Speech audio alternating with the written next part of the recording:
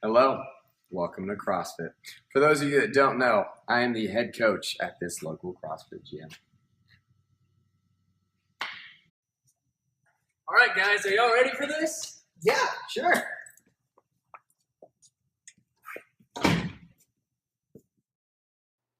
You may be wondering, what is CrossFit? CrossFit is a contemporary fitness sport and strength and conditioning program. It has had increasing popularity over the past decade, and there are now over 11,000 CrossFit affiliates. Now you may be wondering, who does CrossFit? Well, the majority of participants are 25 to 34 years old. Over half of all participants have a household income of $150,000. 59% have children, 86% are white ethnicity, and 40% have postgraduate degrees. It is a common perception that CrossFit is bad for you.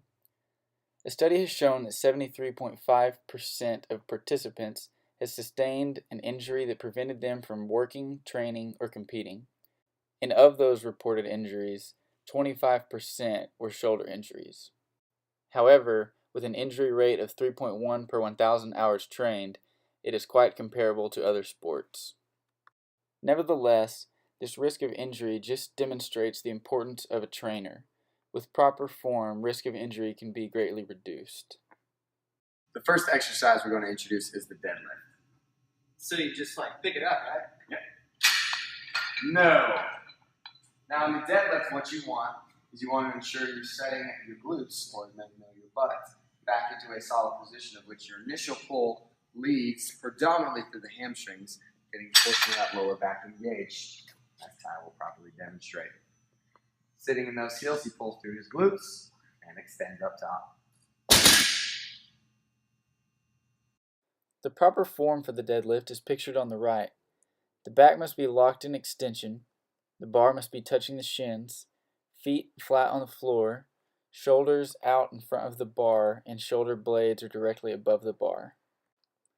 The most common chronic injury in the U.S. is lower back pain.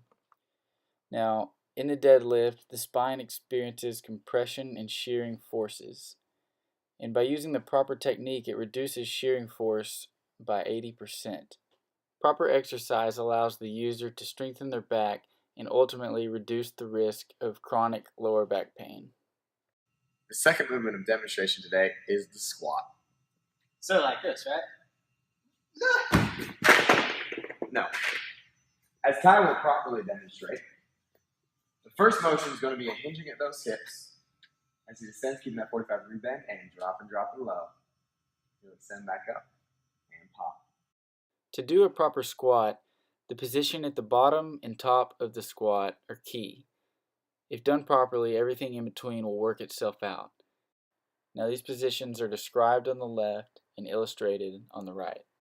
Now the knees and the hips experience the same amount of torque forces, prevents the knees from experiencing rotary forces.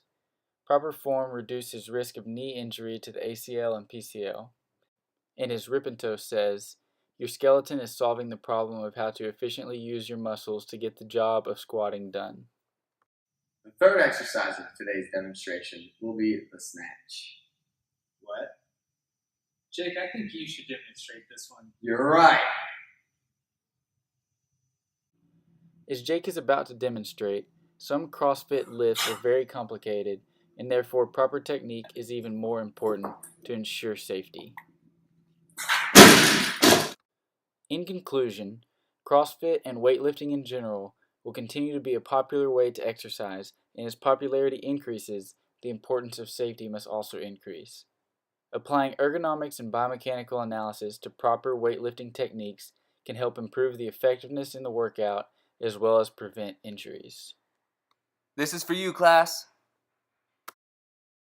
I came in like a wrecking ball.